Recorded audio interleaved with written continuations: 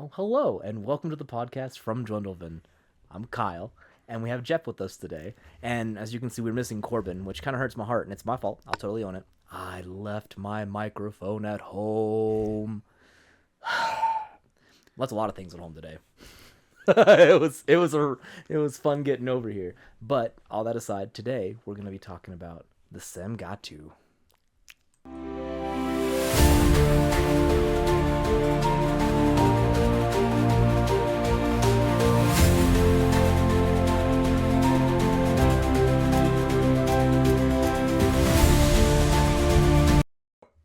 Oh man, so definitely I am not as good at this as Corbin is, or Taylor. Both of them crush that intro. Yeah.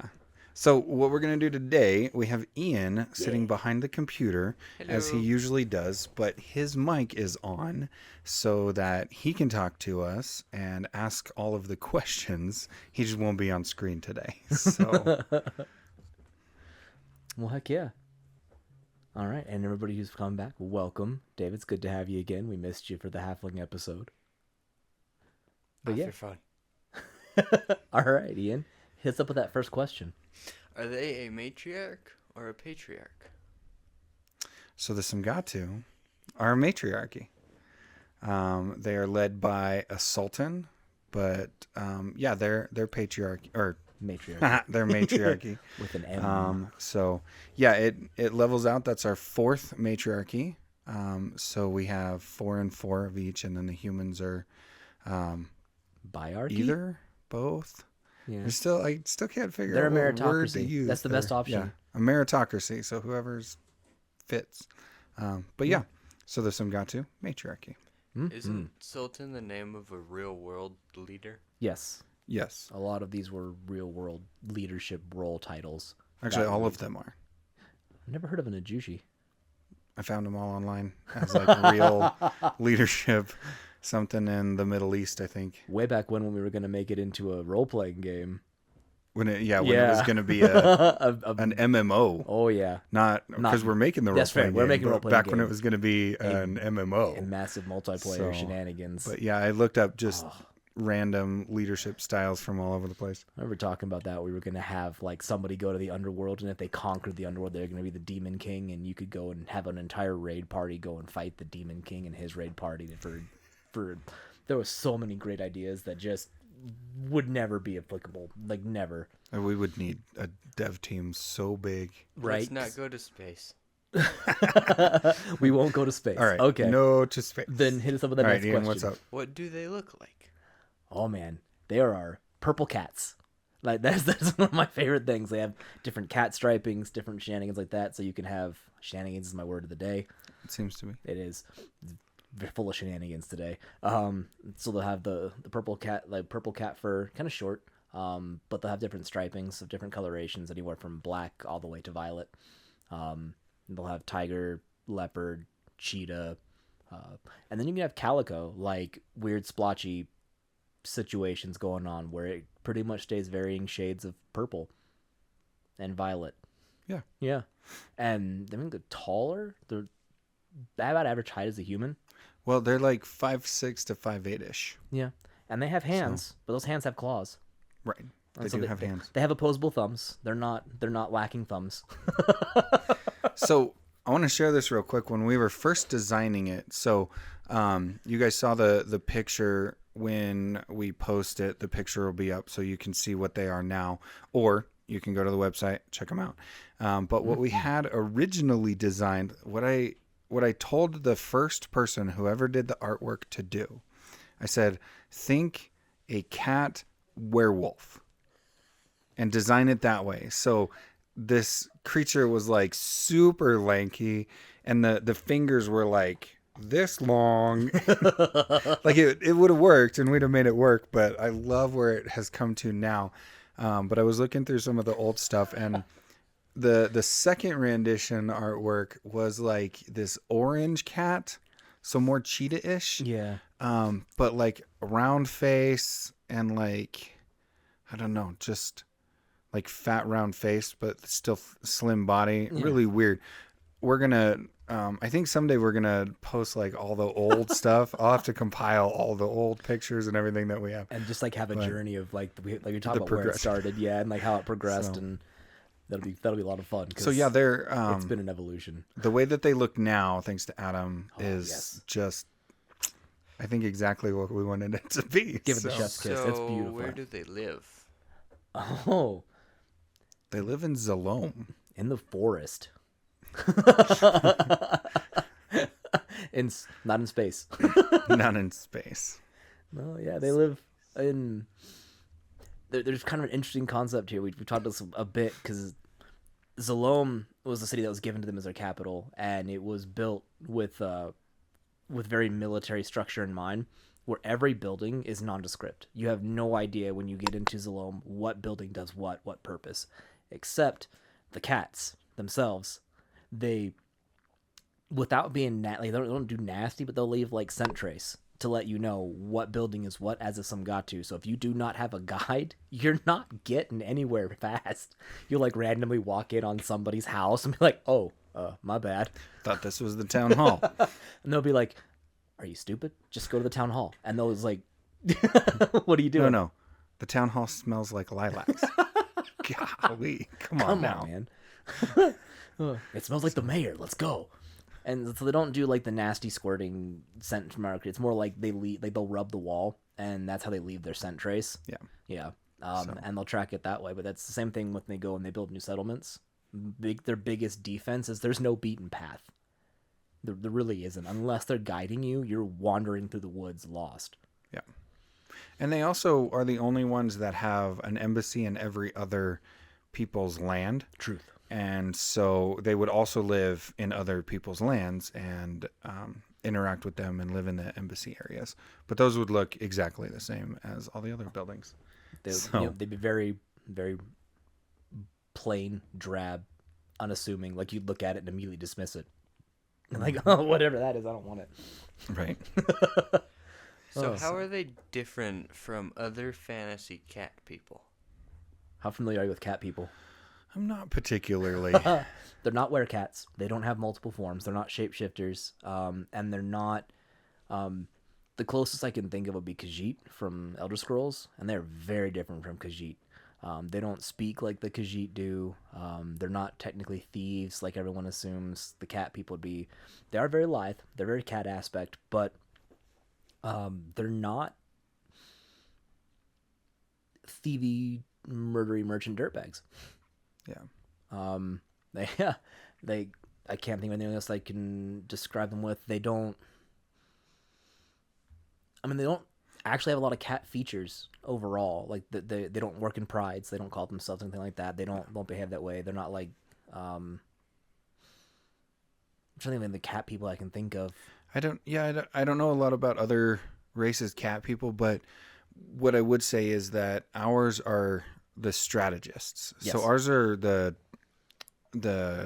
like military strategy or like how to use something properly, strategic kind of mentality. And we've joked a couple of times that like if we had a DC Savarion crossover event, Nyakawadia would be ready for Batman. He's been chomping at the bit for this joke. We've Yeah. talked about it a while. Nyakawadia has the contingency for Batman. Yeah, she has a contingency plan for Batman. So that's the kind of people that the Samgatu are. So, Dave has some questions. yeah, I Heck was yeah. going to say. The Send it out there. Samgatu seemed very aesthetic in the art, but having a military-inspired, nondescript building sounds very Spartan.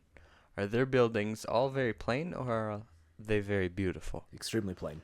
Extremely plain. Like interior is going to be lavish and reflect their personality if you walk into someone's home, but they don't decorate the exterior because they don't need to. Right. They don't want to as well. It's part of their. It's strategic. It's strategical in nature. That's not even a real word. I don't think strategical is a real word. Strategical. Sounds real. It's It real is now. And then Dave has another question. Heck yeah. He was wondering if also the difference between other fantasies is cat puns and dialogues. Do they lick bathe, litter boxes, very emotional expressive tales? No. and they don't do the lick bathing. They would wash like normal. That's part of the short fur function as well. And no litter boxes. I'd say the only thing that really is reflective of the cat nature is the fact that they have the tail. They're like Their tail would be balance, reflective, their you know, that kind of stuff, and then their look. But and the fact that because cats scent mark with their whiskers. That's what they utilize. Well, whiskers give them the extra sensory as well, kind of gives them that heads up. But they rub on things to leave a trace, and that's about the only similarity to cats in our world. So besides appearance. So no litter boxes and no licking to clean. Nope, they don't lick to clean. They do cat fight. That is a thing. True. They used to cat fight quite a bit. Actually, we can get into that later though. Well, I'll try and stay on topic here. What is their divine purpose? We've had fun with this one. Their divine purpose. So the Samgatu's divine purpose is a little more complex than anyone else's divine purpose. So think if we needed somebody who could be set apart from my group of people, that could think outside of the box and help me solve a problem because I needed an expert in the field that wasn't indoctrinated the way that I was, that's the people group that they would be. Mm-hmm. And so if I was working on a new technology, right, as a dwarf, and I'm trying to solve a gun, let's just say for the sake of argument, I'm trying to figure out how to create an item that will projectile something solid like a gun does, right? And I can't quite solve it, and all of my buddies were all stuck in the same place. I could be like, well, let me go ask the Samgatu. They might have a different perspective, because the ones that live in the emissary near Durzan are going to be experts in the field of technology, because that's what they do. And so they would be kind of like the other perspective to help define like what I'm trying to do. Mm-hmm. So you'd be your soundboard. You'd be able to go to them and be like, hey man, we're having this struggle. And also they'd help you make sure to see a different picture for what you build. So they'd be like, hey, I want to have this projectile and it's for launching seeds. And they'll be like, hold the phone now, because have you thought about what they could do with this? And the guy's like, ah, dang it. My seed gun's going to turn into a murder machine. That kind of stuff. So they help to do the quality assurance as well. That's what we call it, QA, but not really QA, because they're not testing it for its quality. They're more making sure that it fits to the world. Yeah. And they're trying to make sure that what gets there isn't going to be abused, because they can see from the other races' perspectives as well. Because when you live, like I said, with one solid group in isolation, the viewpoints tend to kind of come together, and you have the similar outlook. So when they were created, they were like, we have a problem, we need to fix that. And that's what the Samgatu were, the fix. The little brother that helps everybody. Yeah. And they also have the book, is their divine gift. The book. I think Kyle's touched on this, 3 times now? Maybe. So they have this book where they can read the book and essentially see from the mindset of whoever was writing that. And that technology gets used by another organization that we'll talk about when we talk about shadowy organization. A very shadowy organization. But so the Sultan would be able to read this book and see like, okay, this is their perspective, and be able to interpret from the perspective of everybody in their nation and that kind of stuff. And so that's another add-on to their ability to see from different perspectives, give new light on something, how is this going to affect in the long run, all that kind of stuff. So they were very much that, and the book helped the Sultan see all of that, and you could, talk to the Sultan. And because the book was not given to the common people. The common people weren't, unless the Sultan gave specific unique access to a certain portion of the book. That was for the ruling class only, which talked about it. Are they bloodline? Yes. That's what I thought, but I couldn't remember. Real quick. That's right. You're born into your station. I had a moment. Real quick, I have a question. Yeah. You guys were talking about the embassies. Yes. And that they had embassies in every single group. Yes. So would the people who are stationed in the Dwarven embassy just be master tinkerers, or would they also be master brewmasters? Or would that be solely to the Minotaurs also?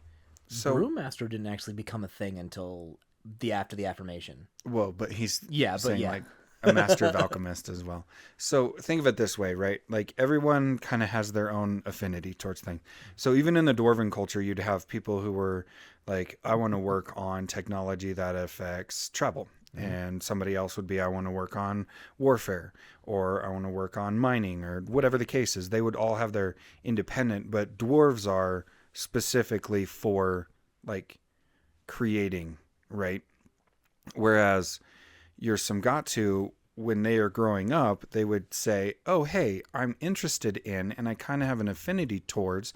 And so they would be sent to that embassy, if that makes sense. So your alchemist, Samgatu, would be sent to Minotaur. the Minotaurs. So does that make sense? It does. Okay.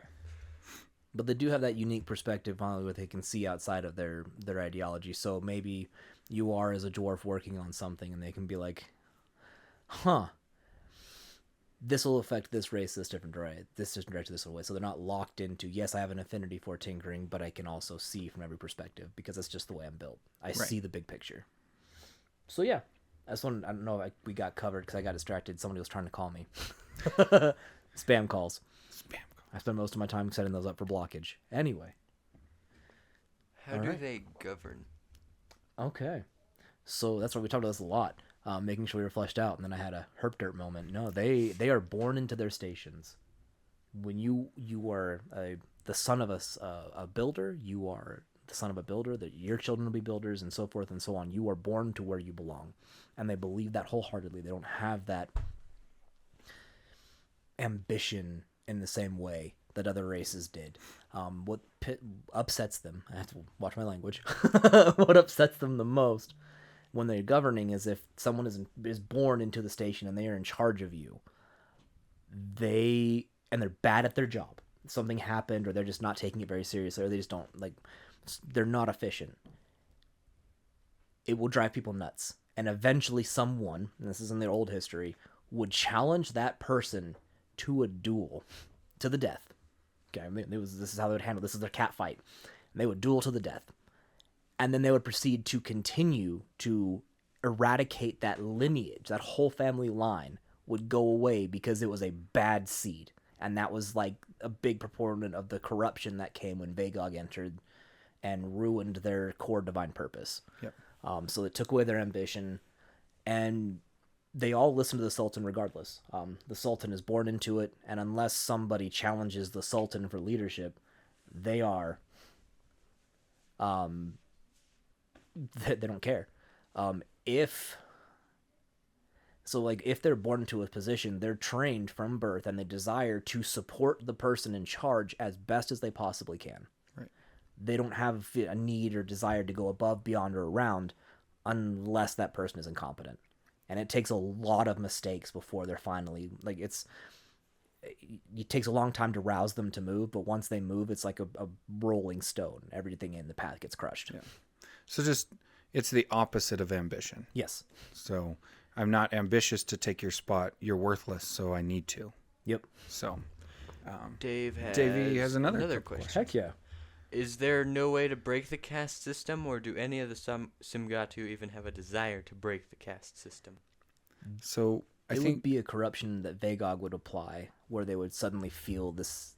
That would be considered an affront to their natural purpose. right. So they have no desire to break the caste system. It's part of their design purpose, right? So remember, we've talked about a couple of times where your divine purpose is primary, right? So built into the divine purpose is your station. So literally, unless there's somebody who is stepped out of their divine purpose and become worthless in their place, there's no desire to change station or anything like that. And so I wanted to cover real quick the emissary thing. So emissaries are born into as an emissary. And so if you were born as an emissary class, you would grow up like wherever you were at the time. And then when you found your affinity, you would move location, but you would stay an emissary. So... And so if you had an essence awakening, it would kind of change what you did, potentially depending on that awakening. So when you hit your puberty level, you would be like, oh, okay. and then you would go and move into that spot. And that would just be a natural progression of I'm maximizing my talent to support this new role. So there is the potential for a lateral shifting of position. And then as far as, I think we have another question from Dave there. We do. What does their weapon system look like? Cats have claws. So when they were cat fighting to the death, they would generally, unless they chose something other than that, because they're going to use other weapons available to them. They still have, everyone still has like basic function. So if you were a smith as a Samgatu, you would be able to make weaponry for your people. It just would not be goblin quality. Right. And when they were fighting, they would kind of maximize that natural capability. Or if they wanted to just be like, yeah, we're going to cat fight it out, you would go claw to like tooth and claw. The claws are way more deadly. And it kind of became a problem. Actually, I want to talk about this. It's kind of fun. Their cat fighting, their dueling was starting to become an issue because they were eradicating whole bloodlines. And so they wanted to find a way to resolve this, but they needed to find some way that was going to fulfill the purpose that was necessary. And they went to the humans and the dwarves, and they're like, hey bros, we're having a problem with this. This is a thing. We need to fix it. And they're like, let's get on it. And the dwarves and the humans and then the goblins put it into the crafting. They built a game. And this is the very first race that instituted the we have a game to resolve our problems. And it's Tactica is what we called it. It's effectively 4-way chess. And this is one of those brain children that we were sitting there one day and Jeff and the kids came up with. So what you would do is, like, the person who's being challenged and the person who's challenging would sit at the table, and then they would each choose another member of their bloodline, right? So if Kyle was challenging me, I would have Ian sit across from me as my teammate, and he would choose maybe Taylor as his other person sitting across from him. And so you'd sit across from your teammate and next to your opponents. And so for those of you who know chess, which I mean, I imagine a lot of people do. It's a pretty popular game for a long time. But chess, right, is designed where I take my turn, you take your turn, we go back and forth. And then whoever takes the king loses, or whoever takes the king wins. Yeah. Right. So Tactica is built similarly. So the pieces play a little bit differently than they do in chess, but it's essentially like a similar feel to the game. But think like 4-way chess. And we have pieces that do other things, and you can actually like change which pieces you're using. So it's not static. You don't have, the same exact pieces as your opponent does, or even as your teammate. And so, you kind of design your team within the rules of the design. You can't be like, I have this guy that wins, and this guy that wins, and It's this not guy, I win. Right? There's still a balance system, but like from the available pieces, you put them in and you design your team. And so you do that, and then when you start the game, there's a timer that the dwarves designed, and it's just like a sand timer. Yeah. And so you start it halfway, and I stand it up, and then I take my turn and pass it. And then, and I flip it and pass it, right? And so if the time runs out, like let's say Taylor's time runs out, I get to take it from her and flip it over and then take my turn, even if she hasn't taken her turn.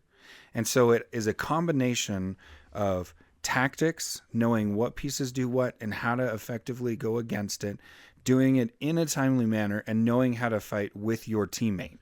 All of those things are necessary, and there's not enough time to crosstalk. Nope. So when you talk about those games where, like Spades, for instance, where it's like you can't crosstalk, you can't discuss your cards with your partner, yada, yada, yada. In this game, it wouldn't matter because there isn't time. Exactly. Right? You get like 1 minute to make a decision, or somebody's going to take your turn anyway, and you're done. And missing a turn is... So I'm talking about, like, you have the amount of time available to you that they took. So the faster your turn goes, the less time they have to react. So it is very much a stay engaged, stay on topic, and very predictive. You have to know your opponent and learn how your opponent thinks to be able to predict what they're going to do, because you can get knocked out, which is the thing. Yep, and it's not about, like, if you lose your king on your side, you're still playing. You still have armies to push and play with and pieces. Yes. And it's not until both kings are taken that the game is over. And we will have fun making sure it's all balanced. We'll get to release this eventually because we have Lost in the Woods that we're excited for the human side of it. And so effectively the Samsung. Sorry.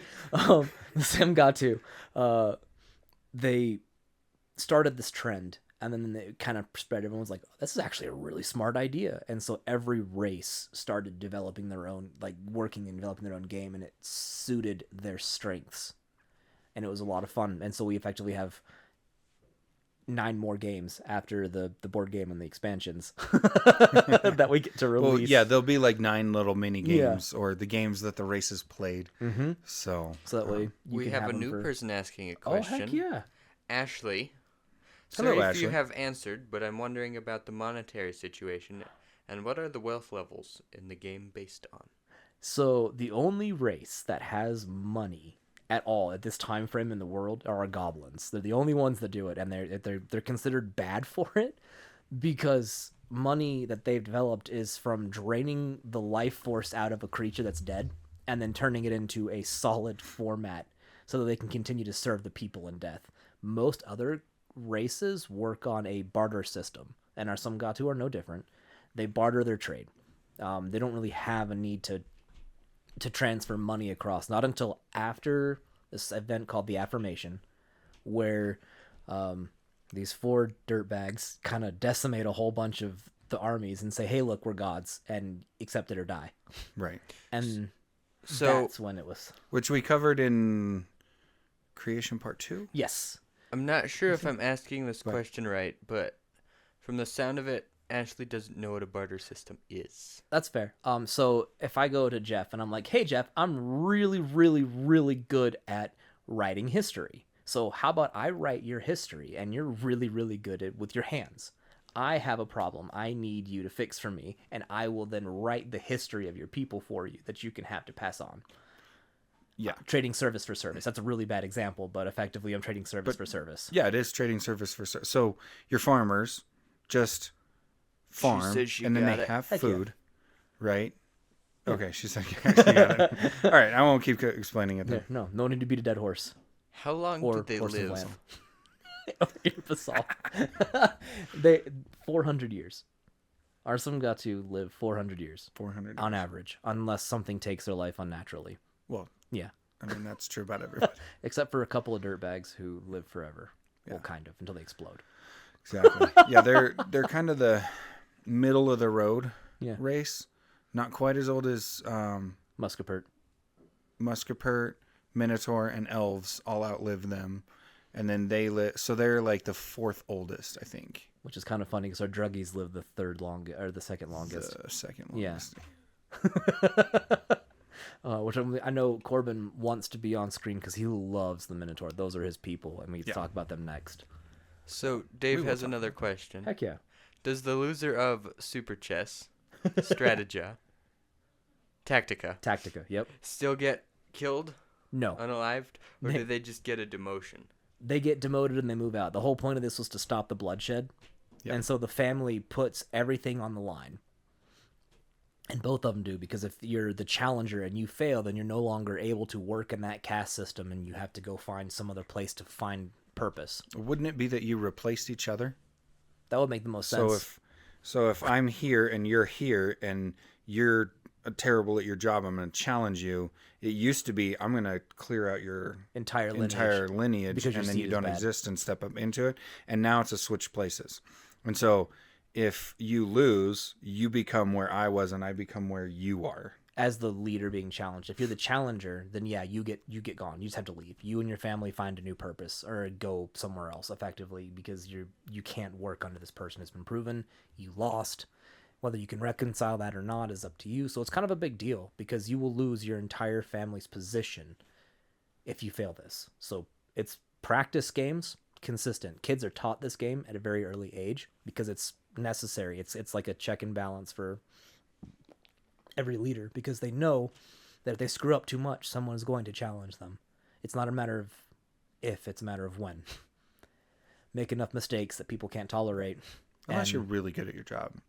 if you're really good at your and job, that's everybody fine. likes you and But if you're really good at your job, but your grandfather was not really good at his job, you still have to carry that burden of his failure. And so it counts up. And it's a grudging, but it's not a grudging. Dave has another question. He's taken my job. He's curious about the home life. They kind of remind him of Imperial Japan. So do they have a loving, very cozy home, or is it more like how useful and successful you are and how much you contribute? And what's their social life and friendships like? Okay. Yeah, we can run at this together. Yeah. So again, the outside of the buildings are all identical. Every building looks the same, but the inside looks different. And that'll be personalized. Everybody has a different, but as a general rule, I know we're talking about the caste system and the challenges and, things like that when those happen, but those would not be like a normal everyday kind of a thing. The Samgatu, because of their position and their divine purpose, are actually extremely helpful. Yep. And so they're a kind of people that are helpful by nature. And so unless there's a real need for challenging somebody's position, there wouldn't be a challenge for somebody's position. So they would be a very caring, very loving, very helpful, without desire for more. Yeah. Right. Which is also why the barter system works for them. The farmer's going to come in and bring all of the food, and I'm going to just grab whatever I need and take it, because when he needs something from me, I'm going to provide it. Absolutely. There's not a checks and balances with that, because due to my divine nature, I'm, on the onset, just a giving, helpful, friendly kind of person. Exactly. And so they would be a lot more, probably more than any other race. They would be more friendly, large group gatherings, hanging out together, that kind of... excessively social is a good way to put it. They're... Excessively social. Really anti-cat. Yep. So they would definitely, host big banquets for everybody to celebrate small feats, that kind of stuff, and just have a great time together. They would crave interaction because it sharpens their ability, not as competitors, but to be able to support each other. You don't know what somebody needs if you're not being able to befriend them. So their friendships are actually very tight-knit. And to challenge somebody, the reason that the challengee who fails leaves, it's because they effectively broke that friendship in an effort to say, hey, look, I don't think you're doing a good enough job. I think I can do better, but it's only because of the greater good of the people, and I'm sick and tired of supporting incompetence. Like, right. I feel like it's not helpful. So we need to fix this. And that's really where it came from. It wasn't a, I can do it better than you, let me show you kind of deal. It's more along the lines of, I will take on this burden. Right. It is always it's a burdensome thing, but they still have to practice and train for it because it's part of their duty is to help each other and support each other. And if it gets to a point where you can't support stupidity, you got to get it out because it's bad for the whole people. Right. And there would be, so like in the embassies, right? Let's say I was stationed over with the Minotaurs, and I helped the Minotaurs discover a new alchemy thing that, made you fly. Not a thing. Because now I can fly. But whatever the case is, but even like small, big, it wouldn't matter, right? And like an envoy from the Sultan, maybe even the Sultan, if she had time, would come with to celebrate that. And they would bring all kinds of cool stuff, and they'd be like, let's celebrate. And they'd throw this big party and have everybody over. They'd invite the Minotaur to come join him and stuff like that. So just, yeah. Yeah, it'd be a lot of fun. Oh, dang. Walter. Do they have any notable creations or contributions to the greater world as a whole? They have their hand in everything. And when I say everything, I mean everything. The magic advancements, Samgatu were a supporting role in that. Matter of fact, if you go in the book, every sultan had a affinity for a particular race that they worked with and helped that experience to progress further. So yes, every creation in Savarion has a piece of the Samgatu influence into it. The other notable figure, obviously, we talked about Nyquadia, who is our super Batman as far as the preparations go. And we kind of talk about her story a little bit unless we want to do a special episode for each of the heroes. We could do one of those. We haven't talked Maybe. about that. I don't know. Because we talked a lot about her, the fact that she was she was a prodigy in her own right. She was a savant when it came to the Samgatu people. And because of that, her parents were like, oh, she can handle it. And so when she was very young, they introduced her to the book, and she began studying the book way sooner than she should have, which is where her epic insight comes from. Mm-hmm. So not only was she born super insightful, they then honed that into a dagger, which kind of made her jaded. She was very bored. I love writing her personality in the story, because she's literally just like, I don't want to do it. And so she's just constantly dipping out because it's all boring. She just write all the plans and then go. But the way, like, from a strategical standpoint, and the reason we gave them the +1 to the die roll is this, but or maybe it worked the other way around. I don't know. Chicken and egg situation. But so if I was a general out on the field, and so Nayakawadi was the leader during the fall, so during the board game. Yes. And so a general out in the field would literally be out against whoever, right? And he would have a set of scrolls with him, right? And so let's say we were up against. Let's go with the goblins. The goblins. Okay, and the goblins flanked us from the right. I'd be like, goblins flank from the right. Open that. Okay, this is what I need you guys to do, right? And it'd be like, oh, the humans responded from the rear. Oh, I have a card for that. Yep. All right, this is what we need to do, right? Because Nayakawadi literally detailed not just what would happen, but every possible outcome that ever could happen from the entire war, and then gave them out to the generals, and were like, okay, in this situation, do these things, and so they were, I mean, when we played through the first time and we ended the game, it was the halflings and the Samgatu were left. 9 of the 10 Samgatu characters were still alive. It was dynamic. Absolutely devastating, because the halflings had more racial bonuses. Yes. But they were a smaller army, so they were still holding their own, utilizing their tactics really well. But yeah, the Samgatu were just ready for it. They had a decent amount. When we first made the Samgatu in the board game too, they had a +2, not a +1. It was ridiculous. It was insane. They didn't die. They never lost. Right, because a +2 on a die roll, I didn't think it was going to be that dynamic, but it really was. And so to have that, we kind of took that idea that a bonus actually holds a lot more weight into the role playing game, the tabletop that we're building. Mm-hmm. So a plus has a whole lot more influence than an extra die increase or anything like that. It's kind of nuts. Yeah. But yeah, because you could stack our battle honed is the new name for it. It used to be called enhancement. And they would get a +3 to all their die rolls, which made them untouchable. Right. There's no way to beat them. Unless you even because the defender always wins. So if you crit, it didn't matter because they would critically defend against you and you'd be done for. Right. So I could roll a 17 and still block. And negate. So yep, it had to be fixed. It had to be fixed. But it is, and now it's just a +1, so you can get a +2, but anybody else can get a +1. And some reason that works better. That 1 instead of the 2 balances the game, and they have an edge, but it's not enough that they're just dynamically winning every time. Exactly. So, which is kind of wild. I'm not a mathematician. I'm sure there's an equation that actually makes that make sense somewhere, but yeah, but who knows? Which we joke about. I'm not really good at math. And then my daughters the other day when I was doing homeschool looked at me and they're like, Dad, why does your game have so much math in it? I was like, well, it's just a math game. Because it's a math game. We play with math rocks. It's math rocks. So, but so the only time that Nayakawadi actually experienced, after she became a teenager and started stepping into adulthood, she stopped being excited for life and anything like that until the moment she had a moment that was like, I'm so excited. I didn't see any of this. I didn't foresee this. And we get to talk about how that transpired next or on Thursday, because the Minotaurs are responsible for it. Minotaur.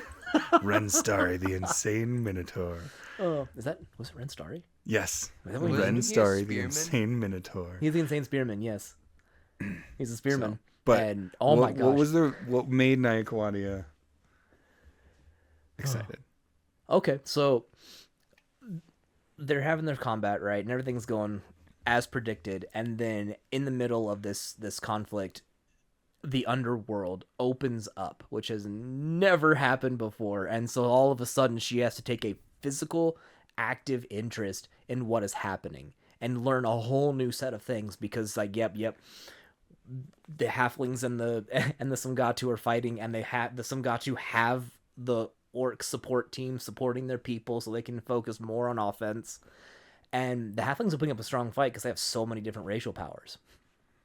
And they're doing great. And then all of a sudden, yep, here comes this unexpected force of Immortuum, which are the guys who can't take damage unless you heal them. They're opposite. They're You heal opposite, them, they yep. take damage. You attack them, they feel better. Yep. Unless you slap them with a big hammer.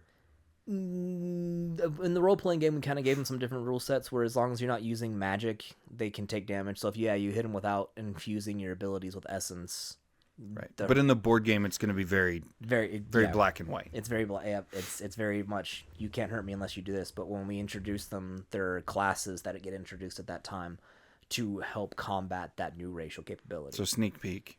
The Immortuum and Kamatai are 2 of the 4 races that we are introducing in the destruction of Savarion, the second board game. It's only 3. We're doing 3? We're doing 4? We're doing 4? We're doing 4. We're doing 4. We're It's doing 4 4. and 4. That's news to me. I like it. We're doing 4 new races and 4 new classes in the first expansion. 4 new races, 4 new classes in the expansion number 3. Yep. So Okay. Heck yeah, it's gonna be good. yeah, But so that'll be 2 of them.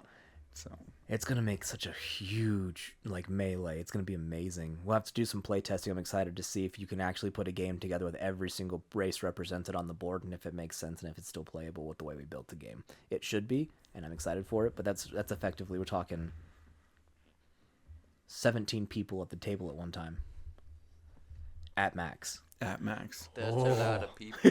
That's a lot of That's damage. a lot of people. But when we release the game and you guys can all see the rules and how to play the game, you'll understand why that won't be a big deal. It'd be a lot to keep track of, but not a big deal. But not a big deal. Yep. The gameplay won't take any longer.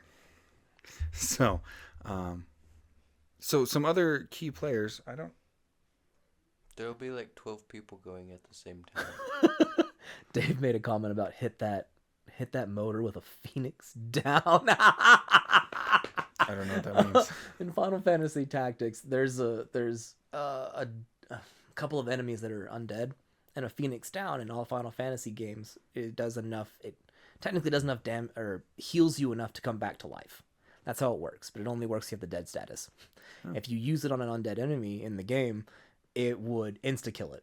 So you could use a Phoenix down and throw it at an undead unit, and it would do all of its health in one hit as long as you hit it with the Phoenix down. Fair enough. That makes sense. So yeah, no, our Immortuum... Hit an Immortuum with a Phoenix down. It would be done for. So. But luckily, no, I don't have to worry about that. Also, we didn't our Immortuum are flesh shapers. They get goofy. They have a lot of time on their hands. We'll have to talk about them another time. And that's definitely... so we're staying with some Samgatu. In its own episode.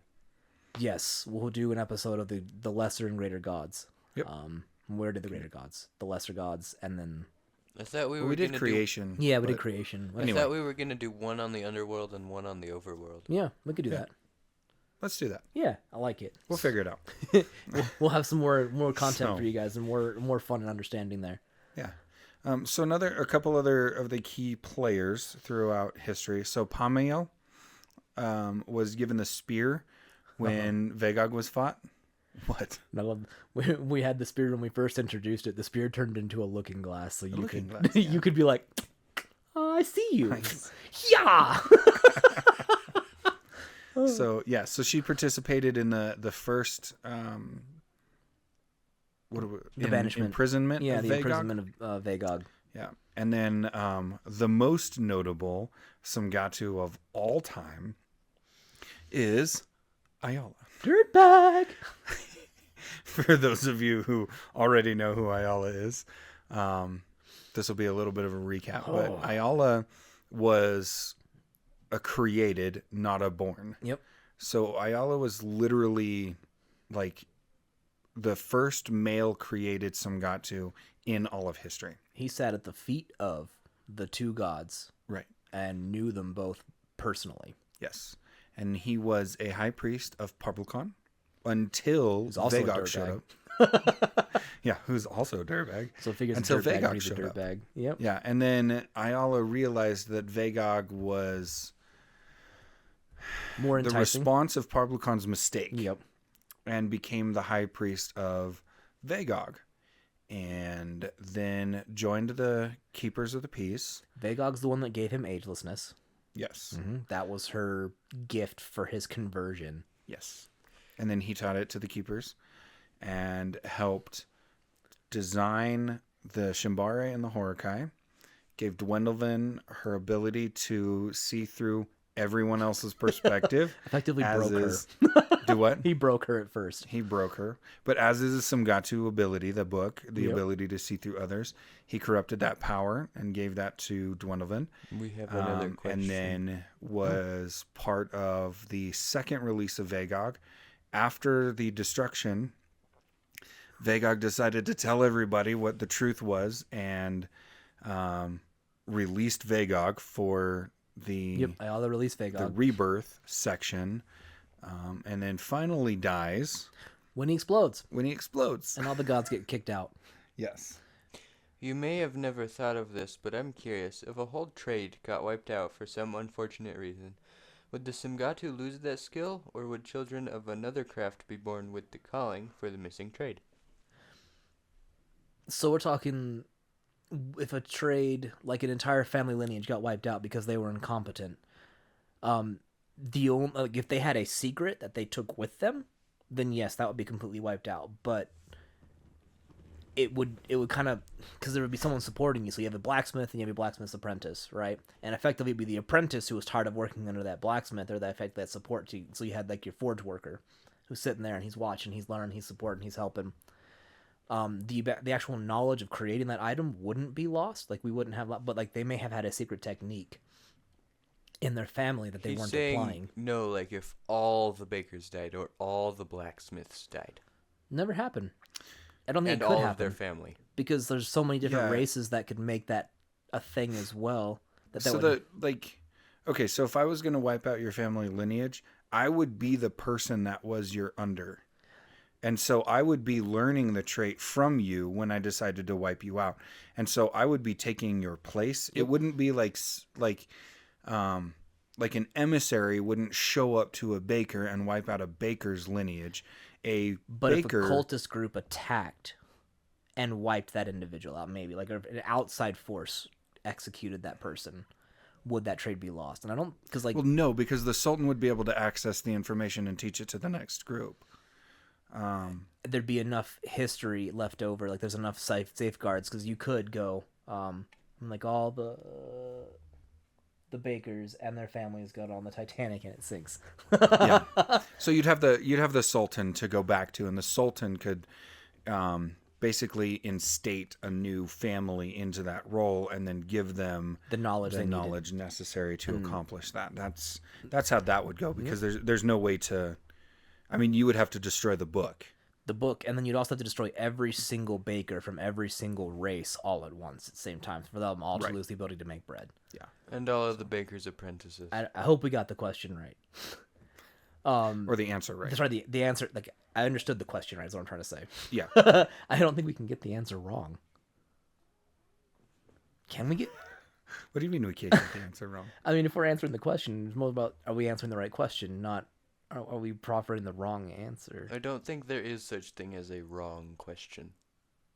Well, if we No, misunderstand... what Kyle is saying is that, are we interpreting the question right so that we are answering it the way that he wants it to be answered, is the question, not whether or not we're telling the truth. Yeah. That was the distinction. That was the joke. Because we're telling the truth. We're talking Because about this world we created. We made it up. So we get to do that a little bit.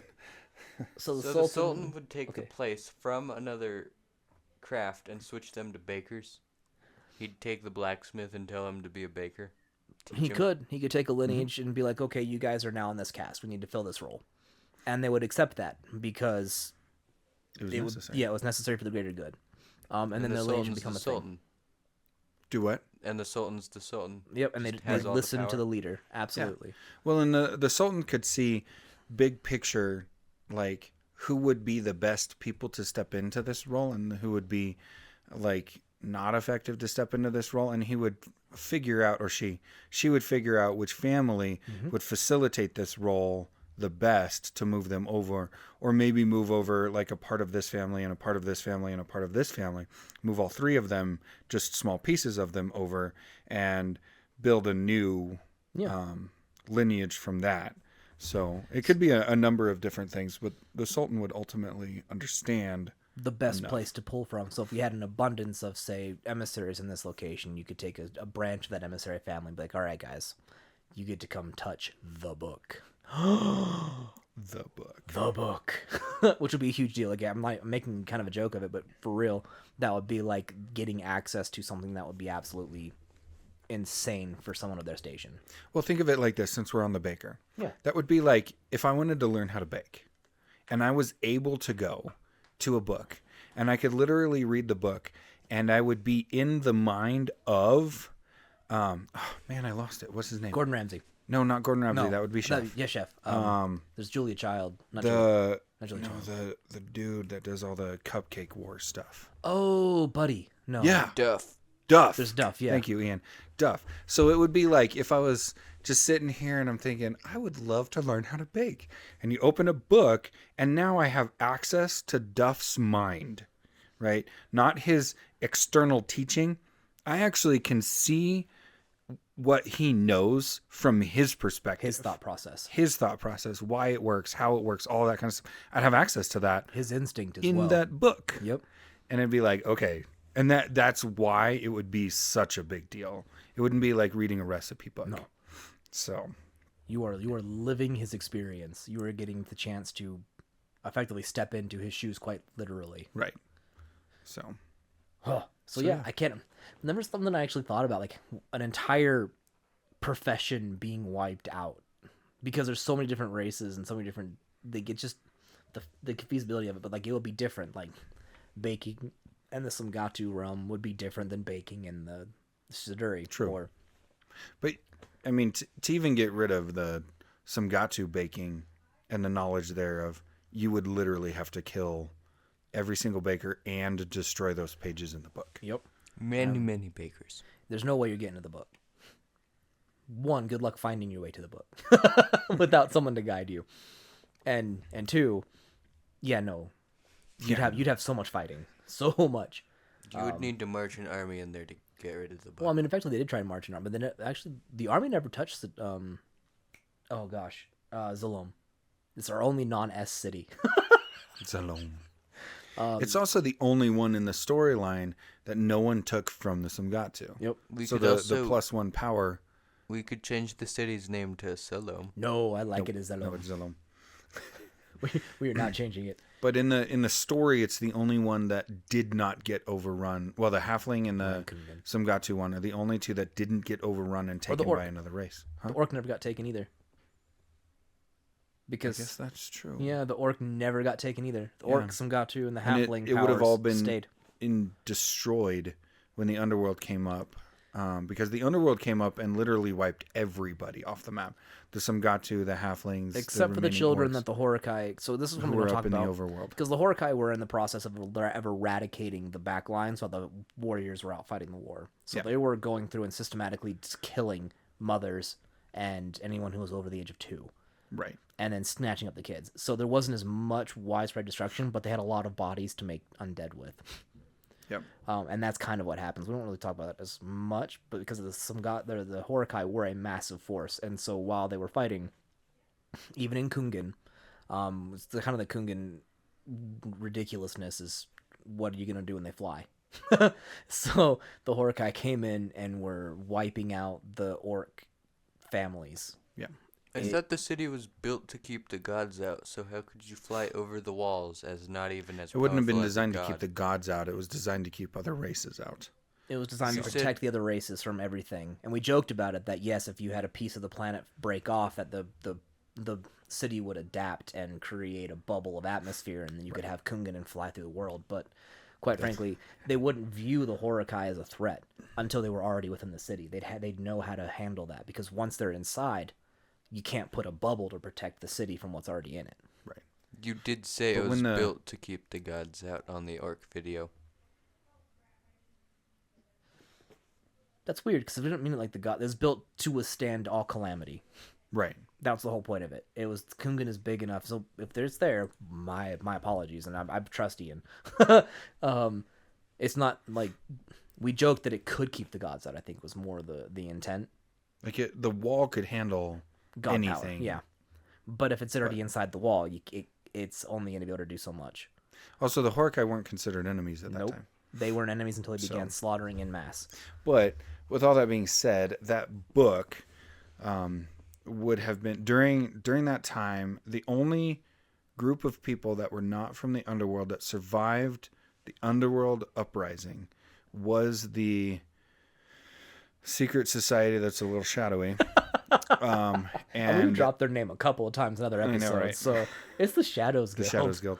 Because they would a have secret taken the base. book Yep. because they use it to a help couple of spread their times, knowledge. yeah, in history that book becomes part of the Shadows Guild informational chain, and it becomes the way that they Maintain and prepare the next leader. right and create other books that do similar things.